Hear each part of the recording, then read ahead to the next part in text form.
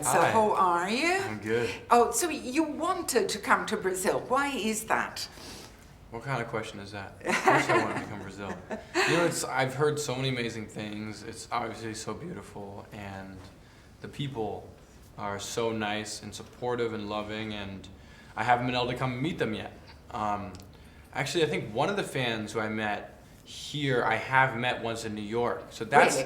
that's how big of a fans they are. Like when they came to New York, they came and found me and got a photo with me.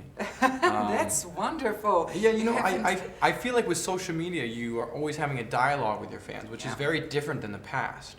And in that dialogue, I felt like there was a lot of Brazilian fans who were constantly saying they wanted me to come. And when Sony announced that we were doing this world tour for this movie, and Brazil wasn't on the tour, I felt like it was wrong. So I told my fans in Brazil, if you want me to come, you gotta tell Sony that you want me to come, and I'll come. So Sony said okay, and here we are. That's very proactive. Yeah, we did it together. Good, good. Now, Ansel, on a scale from 1 to ecstatic, how happy are you that Baby Driver came your way? I'm ecstatic. But it was a lot of hard work, and getting the role took a while too. I mean, the first time that I met Edgar and read the script was in 2014, and we didn't start filming in 2016. So it was about a year of back and forth and meeting Edgar at some auditions, maybe here, there, and then a year later I got the role, and then after I got the role it was a year until we started filming. So it's been a long time coming, and a lot of that has to do with it's not a big action franchise. It's not a prequel or a superhero movie. It's a unique story. It's never been told before.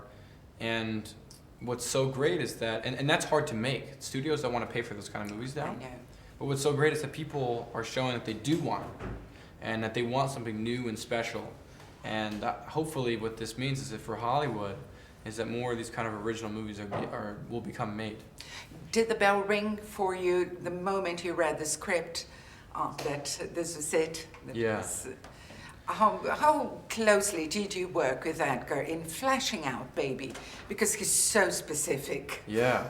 We spent about a month in Atlanta in advance doing prep, which is not normal on movies.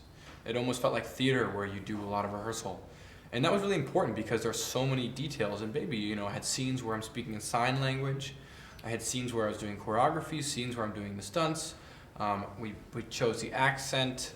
And even picking the right jacket. We spent like probably 5 costume fittings trying on jackets. And sunglasses. And a lot of sunglasses. Because Edgar's very specific, and Baby, you can feel it with all the characters. They're very specific. They're very detailed. Yes. No characters are there for no reason, and that's really great when movies are like that. And Edgar is such a genius in that way. Are you a good driver? Now I'm pretty good. Yeah. Yeah, right. So was it hard to get the hang of it?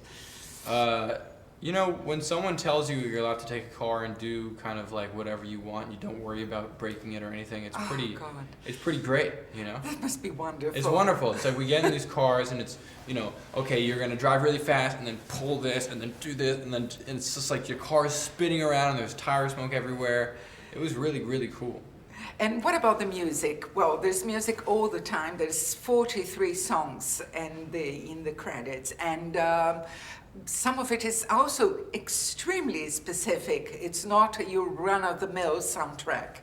Yeah. That must be Edgar's taste in music. Yeah, Edgar has such an eclectic, encyclopedic knowledge of music. He knows so much different music, and I think what he did so well is he picked timeless music.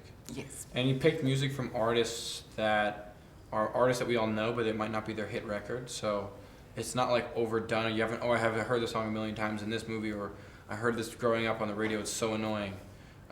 It's songs that are really cool songs for the songs and not for the fact that they're hits. And I think for that reason, the movie will last a lot longer. Did you used to listen to the song on set? Yeah. To each specific song? Yes. I mean, we had whatever the audience heard, we listened to. So we always had that music, and that helped keep the movie like it feels natural when the music's playing, because it's not in a lot of movies they take the music and they add it later. But in this case, the music started. Actually started with the music, and Edgar even wrote the script around these specific songs.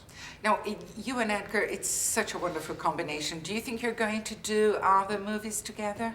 Thank you. I would love to. I hope so. You know, now we've become really good friends too, even more so than we were on the movie because we've done all the press together. So, I think it'd be nice to do that. Do you see Baby coming back for another adventure? Baby, come back. Yes. You can blame it all on me. Oh, that's wonderful. I hope so. I'd love Baby to come back. Right. And, that's a wrap. Thank you. Thank you, Ansel.